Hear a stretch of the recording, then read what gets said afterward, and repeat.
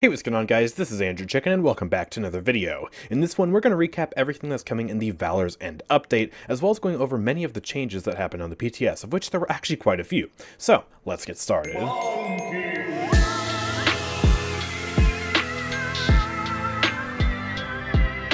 Up first, we're getting a change to the effects bar. There are a lot of effects in this game, like Lex Discovery, Lilith's Hex, Sarah's Soul Orbs, etc., and now all of those will be shown on the bottom left of your screen right next to your health bar. Should make keeping track of them just a little bit easier. Payload is coming to customs, as well as a bunch of new rules, including one new custom rule that was not there on the PTS, at least if I recall correctly, and this rule is the ability to disable anti-healing. Oh my god, it means sumos are finally back! Sumos are finally back. We can play sumos on payload if we want. Oh, it's gonna be beautiful. It's crazy. So happy to see this change. And yeah, the rest of the rules are all related to credits, so you can increase or decrease the credit generation from several different sources throughout the match. Pretty cool custom changes. Evil Mojo has done a lot of work on the UI this patch in several different places across the game, including a new acquisition pop-up for items, new unified button appearance, the ability to buy up to 50 boosters at one time, different colors for notifications and XP bars, and XP now being shown in full circles instead of the weird semicircles that they had. But probably the most important change here is that the in-game item store now allows you to undo items until you leave spawn. So let's say you buy Deft Hands and then exit the item shop. As long as you're still in spawn, you can go back into the item shop and undo that item. Whereas before, if you just exited the item shop, you would not be able to undo that Deft Hands purchase. And you can actually see this item change right here. So you can see the new undo setup where you have an undo all button at the bottom right, and then you have undo on the actual item tier itself. And then you can see on this screenshot here that Deft Hands is actually a little bit faded out, and that's because they haven't left spawn yet. Once they leave spawn, that'll be filled in properly and you won't be able to undo that item anymore. So this is a really, really great change, and a lot of people have been asking for this. This wasn't listed on the previous patch notes, the PTS notes for this update, but they are here now, and this is a major change that I want to make sure I highlight because it is a big, big deal. And yeah, here are a few screenshots of the other UI improvements, such as the item notification, the new XP circles, and also payload being in customs with this custom interface. So a lot of UI work done, and honestly, I'm really, really happy to see it. Snowfall Junction is also getting a massive glow up from its glory days of the original open beta. This map is getting its details back just like Brightmarsh did earlier this year, and some of these screenshots show how amazing this map looks now. It has a bunch of new trees, new lights, new foliage, and honestly, it all looks incredible. Look at this. This last one is my particular favorite screenshot. This just absolutely looks amazing. Super, super happy to see it, and I can't wait for more maps to get the same treatment. The Valor's End Event Pass is the event pass of this update, containing two new skins for Nyx and Khan.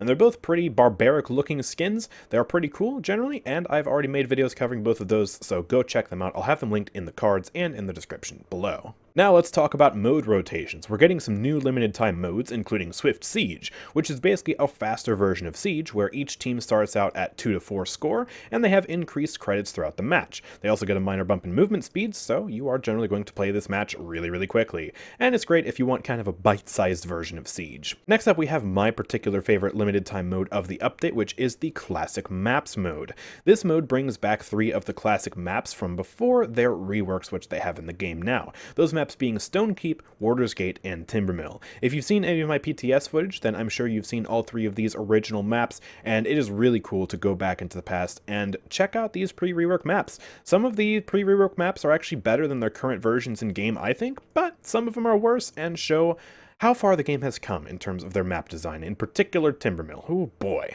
And the last new limited time mode is Team Arena, which is basically a gunplay centered variant of Team Deathmatch, where your weapon damage is increased, your headshot damage is increased, and your cooldowns are slowed by 40%, so you really want to have good gunplay, and it's less focused around ability usage. Then we're also getting Fog of War, test maps, cards to the max, and Subway returning for this update, so plenty of limited time modes to check out. However, looking at the patch notes here, it's not clear whether any of the main core game modes are coming back, so if Payload is coming back into rotation or King of the Hill is coming back into rotation, I guess we'll just have to wait and see about that. But we do have a new update to the ranked split rotation, which I'm sure a lot of people will hate. Ascension Peak and Serpent Beach are both leaving the rotation of maps in the map pool for ranked, and Bazaar and Timbermill are back in rotation. Personally, I'm fine with Timbermill being in the rotation, but man, seeing Serpent Beach and Ascension Peak leave is very unfortunate. But I guess they have been in there for a very long time, so that's probably why they want to exit them from the rotation for a little bit. Anyways, now let's check out the balance. We are going to rapid fire these balance changes, and I'll let you know if anything has actually changed between the original patch notes that we got and post PTS, because they have actually done quite a few changes to the balance here. First up, we have Atlas, who didn't get any changes on the PTS. His initial firing phase is being removed, so he now only has 3 firing phases, meaning he'll generally be a lot more accurate throughout the match. However, they have reduced his damage per shot to generally make up for this improved consistency. Caspian is still retaining most of the buffs, but his attack speed bonus from this update has been toned back slightly. So Love is still getting its ammo cost reduced per shot from 3 ammo to 1 ammo, but the increased attack speed bonus per stack on both Love and War is only going up to 3% instead of the higher value that it was pre-PTS. Deadly Momentum is still getting its ability to carry its momentum forward after using the ability, and also having the ability to recast the ability to get access to the twirl, and its momentum is still capped at the same value. Measured Cadence is also retaining the same buff it got from the PTS, where the ammo to trigger is reduced down to 2, and the mini projectile now also slows, meaning he will still be doing a lot of extra damage, but it won't quite be as nutty as it was on the PTS, because Caspian was honestly insane on the PTS. Eevee will still be getting a nerf to Wormhole, where she will now have a VFX that'll indicate where she teleports back to, and she'll also be retaining the buff to her health card, where it'll be going up to 50 health per level.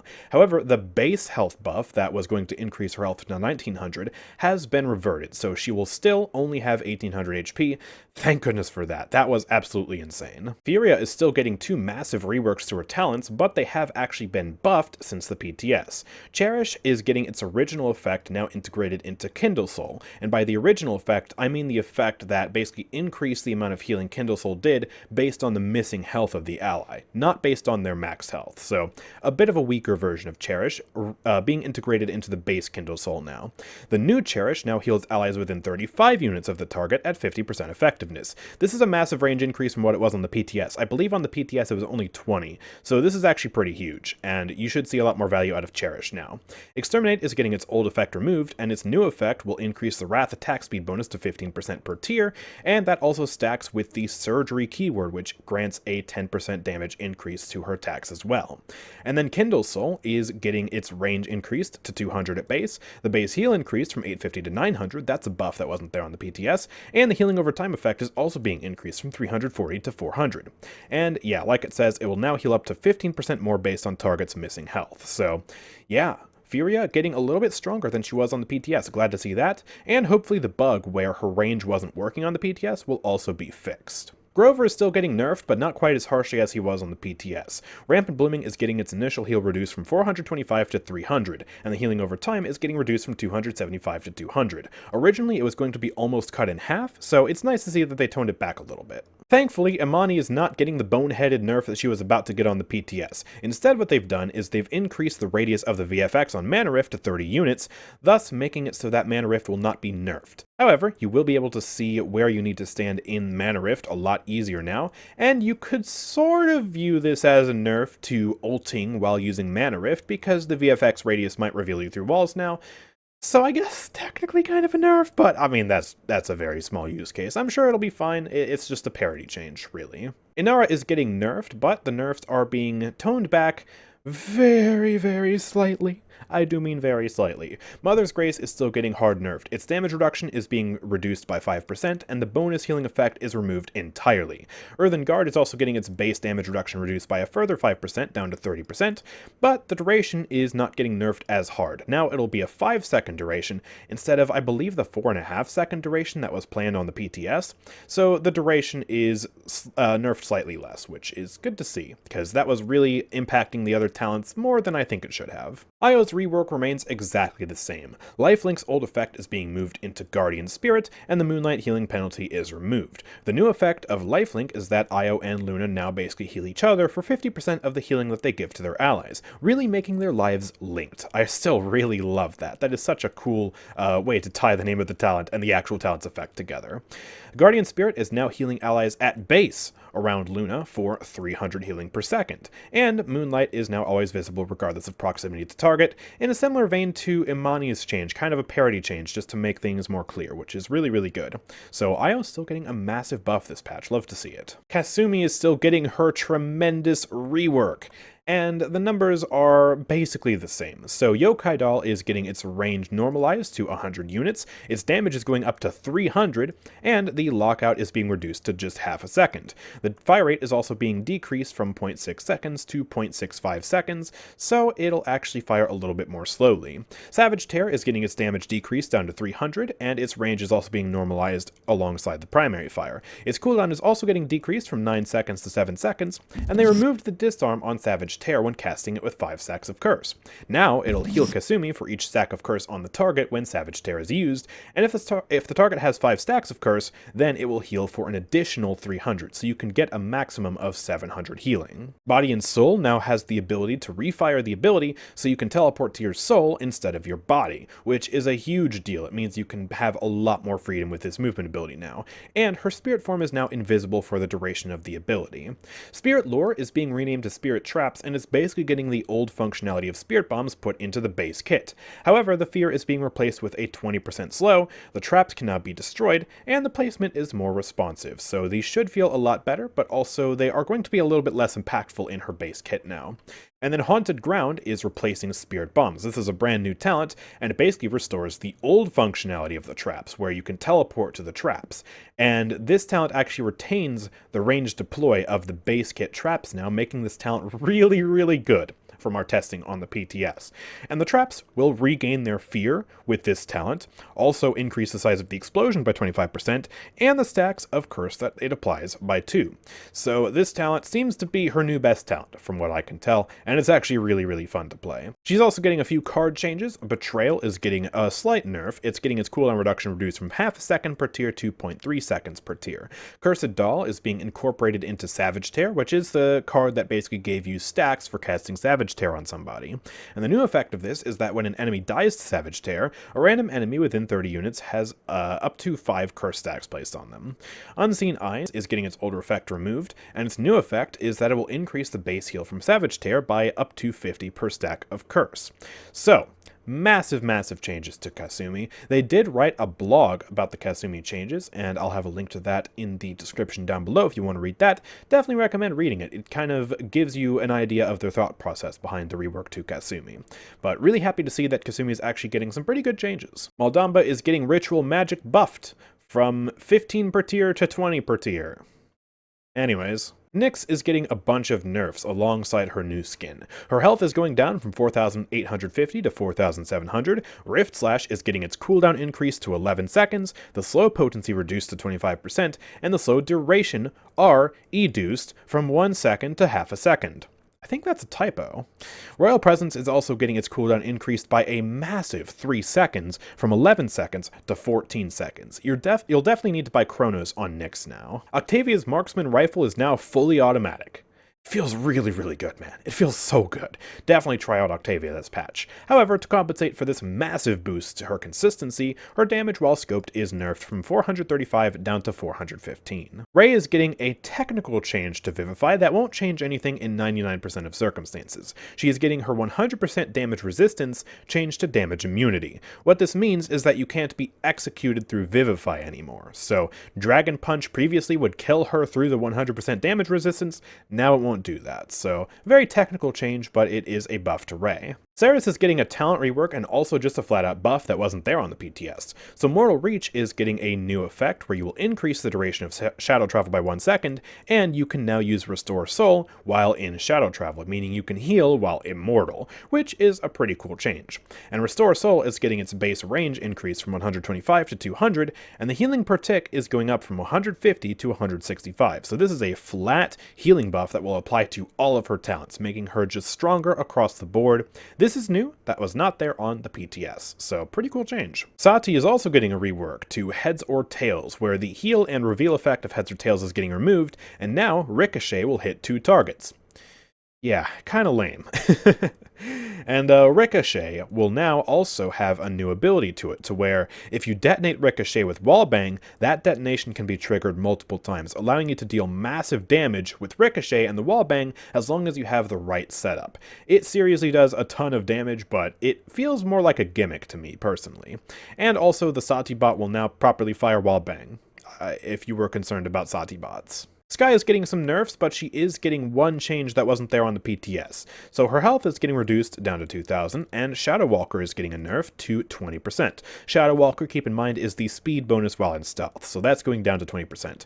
But the change that was made on the PTS is that instead of nerfing her base poison bolts, they're actually just nerfing Debilitate, from 25% down to 15% extra bonus damage. So her other talents won't actually be getting their damage nerfed, which I know some Skye mains were concerned about that, because Debilitate is pretty much just her meta talent, and it would remain her meta talent if they nerfed the base poison bolts. So this honestly is a pretty good change. Torvald is getting some nerfs. Torvald was just completely absent from the original patch notes, and now we can see that Torvald is getting some nerfs to Time Shaper and Wind Dancer. These are two cards that are used to pocket flanks, and they are really, really strong, especially when paired with flanks like Buck. Time Shaper is the card that generates ammo on your protection target, and then Wind Dancer is the card that gives your protection target a movement speed buff. And so Time Shaper is getting its scaling reduced down to 1 from 2, and Wind Dancer is getting its scaling reduced from 10 to 5. So both of these cards effectively getting cut in half. Pretty huge nerf to Torvald and his ability to pocket his teammates. Seven is actually getting a very important bug fix, and this actually completely changes part of the way he was getting balanced on the PTS. So let's check this out. First of all, let's cover what he already had on the PTS. The ammo cost of burst mode is going up from 1 to 2. Finally, that's getting fixed. That was honestly, it felt like a bug. It was so weird. The damage on burst mode is getting nerfed from 150 to 125, and then automatic mode is getting its damage buffed from 200 to 225. I believe it was actually 250 on the PTS, so it seems like that's not going to be quite as crazy as was originally planned. Trigger Discipline is getting its cooldown reduced from 0.65 seconds to 0.35 seconds, allowing you to switch weapons faster, and Tribunal Upgrades is getting a slew of buffs. Burst Mode Shock Reveal is going up to 2.5 seconds, Auto Freeze Strength going up to 2.5% per stack, and Mag Dump Burn Strength going up to 30 per tick. The Knight is also getting cut in half from 0.5 seconds of cooldown reduction per tier to 0.25 seconds of cooldown reduction per tier, and the Terror is getting its pull strength nerfed from 5% per tier to 4% per tier. But the major bug fix that is being applied to 7 this patch is that 7 wasn't properly having his range adjustments affect his weapon. So all of the range nerfs they've given him throughout the past year basically were not applied at all. And so what they've done is they've actually walked back and properly applied those changes now. So he's not getting his range reduced to the absolutely absurd values that we thought we were getting. Instead, the range of burst mode is going from 300 down to 200. Properly this time. The effective range is being reduced from 130 to 110. Properly this time. And automatic mode's range is only being reduced to 150, and its effective range is only going down to 95, so not quite as extreme as we thought we were going to see, but it should properly work now, and I'm actually very excited to see that. Vivian is getting 2 buffs. Suspect Everyone is getting an increase to its bonus shield from 350 to 500, and also the Deflector shield will now remain active if Vivian is stunned.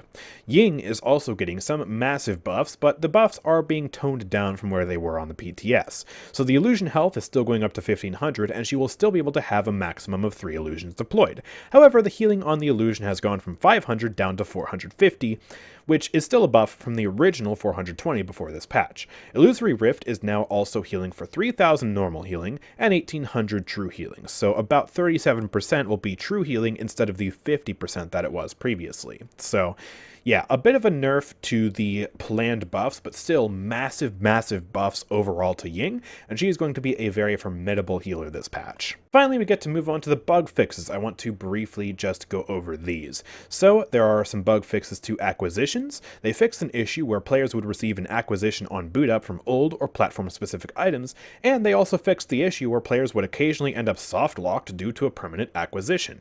Both of these bugs plagued the game for years, and they should finally be fixed.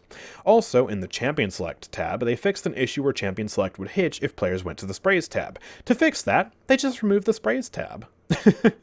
But, I mean, you probably shouldn't be equipping sprays from that screen when there are literally thousands of sprays, so yeah, that's probably for the best. And they also fixed an issue where Hidden Temple and Greenwood Outpost had swapped preview art, which I'm very happy to see. They also fixed an issue where some queues were not listed for the daily queue bonus of getting extra gold, and they also added select LTMs to the list.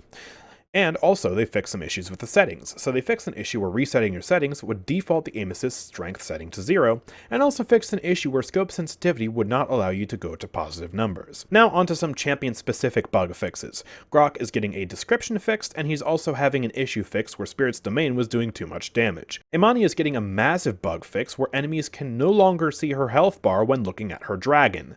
No more cheeky Genos ults, guys. You're actually going to have to think now when targeting Imani with your ultimate. This is a very good change. Kasumi is also getting some bug fixes. They fixed an issue where Yokai Doll couldn't target and fire at Grok totems, and they fixed an issue where her card cooldowns and descriptions conflicted. Lilith is getting some bug fixes too. They fixed an issue where her swarm radius did not visually match her healing or damage effect, and they also fixed an issue where Lilith couldn't see her own Blood Moon skybox, so you'll not be able to see all the fancy effects. That's really cool. Omen is getting some bug fixes that are actually going to be massive buffs. So they fixed an issue where Heavens Asunder wasn't damaging shields or deplayables. Now his ultimate is going to absolutely dunk on things like Barrack Dome. They also fixed an issue where Heavens Asunder would not damage targets if they lost immunity within it. So if you were playing Eevee and you ice blocked under his ultimate and then exited ice block, you could just walk through the ultimate, no problem. It wouldn't damage you. That's been fixed, so you're now in danger. And they fixed an issue where his hand would clip through his Reaver, so just a visual bug. They also fixed a massive bug with Yaggroth, where Yaggroth could apply infinite damage over time by stacking Caustic Spray and Trail of Acid. Pretty crazy bug. And last, and probably least, they fixed an issue where Carnival Ying was playing default Ying's Illusory Rift audio. So this is a massive, massive patch. We got a lot of really good bug fixes, a lot of really good balance, and they also actually listened to a lot of community feedback when it came to actually fixing this balance and making it the best that it can possibly be. And they've also added some really cool new limited time modes, done a lot of amazing stuff to the UI. They've added payload and a bunch of cool new rules to custom games, allowing us to play sumos again. Oh my god, it's beautiful. And yeah, a pretty cool event pass as well. So a lot of amazing stuff this update. Look at what happens when they don't just crank out a champion every patch, huh? We actually get really, really good content. So I'm super excited for this, and hopefully this video is helpful. Just a quick recap of everything that's coming in the Valor's End update, as well as all the changes that happen on the PTS. If you like this video, make sure to drop a like, subscribe, and turn on notifications so you never miss an upload from me. And also make sure to check out my Twitch channel and Discord server, both of which are linked in the description down below. And if you want to support me and also buy the event pass or anything else in game at the same time, then please consider going to my Nexus at nexus.gg/AndrewChicken. There you can buy crystals and a whole bunch of extra DLC for this game and support me in the process. But with that being said, thank you guys for watching. I will see you all next time. Peace out.